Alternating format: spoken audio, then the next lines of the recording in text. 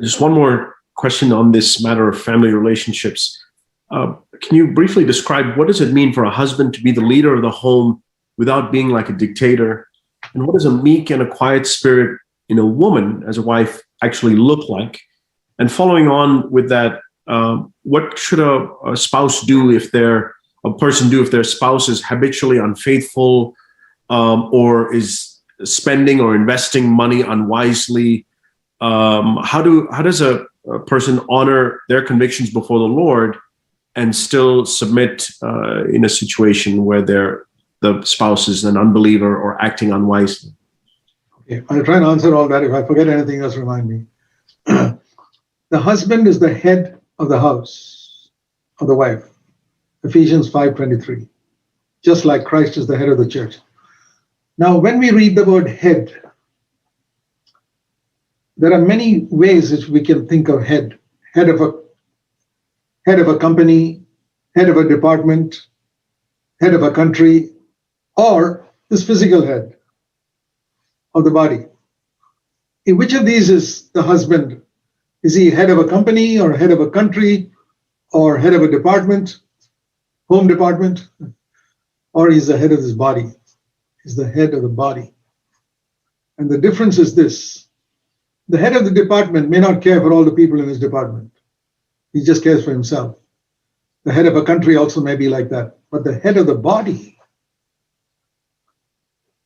if I'm wounded very slightly in my hand, the head immediately feels it. Immediately, not 1 hour later. An ant bit me here. I know it immediately. Husbands, be like that to your wives, sensitive to where they are hurt.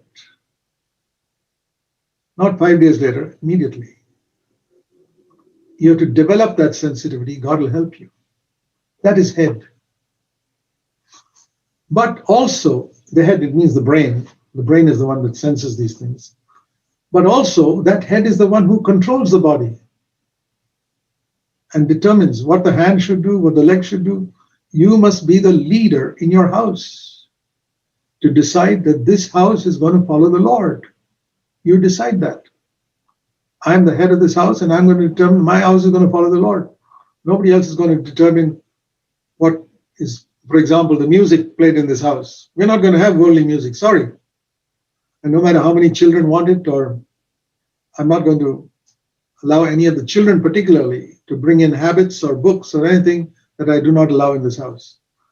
But it's a little more difficult because your wife is an adult. You can't force her. And so you have to be wise in the dealing with your wife if she wants to do certain things which are contrary to God's will. And it's not like over children you have total control. Over your wife you have to be a little more, give a little more space. But you must still seek to ask God to help you to be the head in that situation and not allow anything to happen in your house which God will not be honored. Remember that above you there is another head, and that is Christ. And you're submitted to that head, and to please him is why you're trying to be the head in your home, not because you feel like being the Lord. Some husbands say, I'm the head in this house.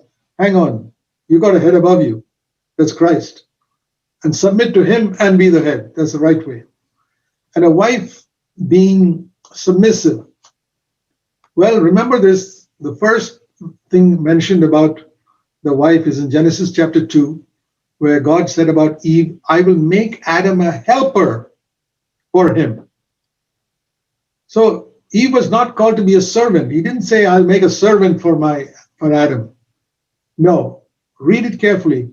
I will make him a helper suitable for him. And that's why he took Eve out of Adam's side so that she's bone of his bone and flesh of his flesh, but a helper. And do you know who else is called a helper in the Bible? The Holy Spirit. In John chapter 14, the Lord said, I will ask the Father and he'll send you another helper. The wife has got the same title as the Holy Spirit.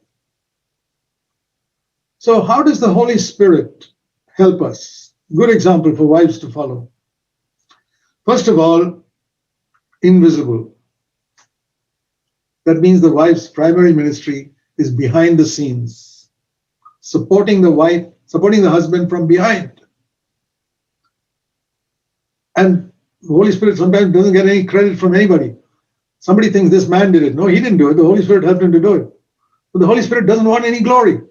And that's a good wife who supports her husband and does not seek any credit for herself. And the other thing is, it's not that the Holy Spirit never says anything. If the man is doing something, going to do something wrong, the Holy Spirit says, don't do that. Help her. So what should a wife do when she sees her husband planning to do something wrong? Don't do it, darling. That's not right. That's the ministry of the Holy Spirit. Help her. So a meek and submissive wife doesn't mean, okay, darling, do what you like.